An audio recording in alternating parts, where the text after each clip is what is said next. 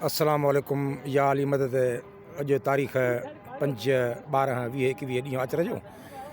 हिन वक़्तु ॾींहं जो 1:30 पियो थिए। हिन वक़्तु मिठी जे गॾी भिट ते बीठो आहियां। हीउ ॾिसो, हाणे तव्हांखे दीदार कराईंदुसि।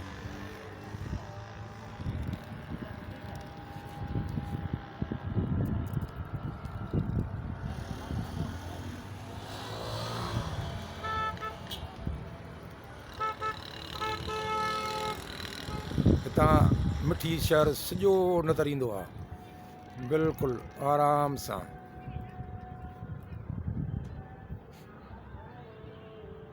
हीउ पोयां सॼो मिठी शहर आहे। मिठीअ खां हिकु रस्तो इस्लाम कोट वेंदो आहे, डीपलो वेंदो आहे, बदीन, मीरपुर ख़ासि, नओं कोट।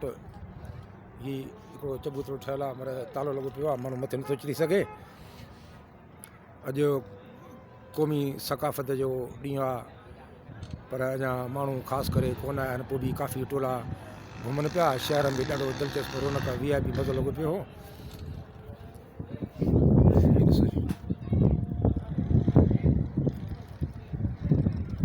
हीउ पोयां मिठी आहे।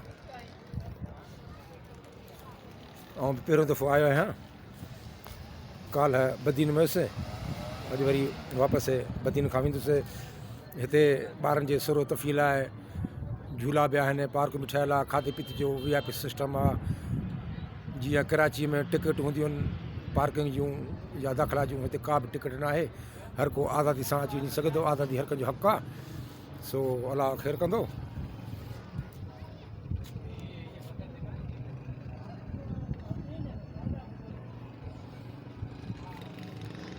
का कमी पेशी रहिजी वञे त माफ़ु कजो।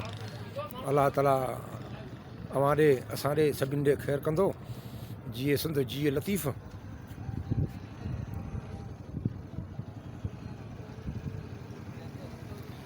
सो मोकिलानी न आहे, दिल दुआ में यादि। अस्सलाम वालेकुम या अली मदद, महर फ़क़ीर, मिठी गॾी सिंध। ख़ुदा हाफ़िज़।